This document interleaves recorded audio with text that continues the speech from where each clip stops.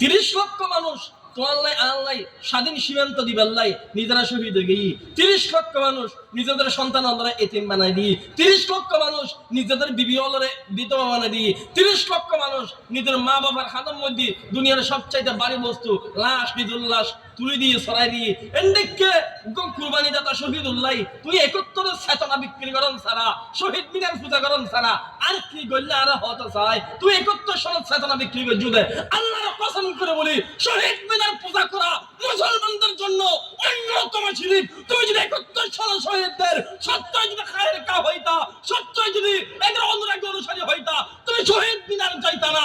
এটার জন্য মসজিদের মিম্বরে বইসা মসজিদের মুসল্লায় বইসা সূরা ফাতিহা পড়তা কবরস্থানের মধ্যে গিয়ে শহীদদের জন্য তুমি ইসালি সওয়াব করতা।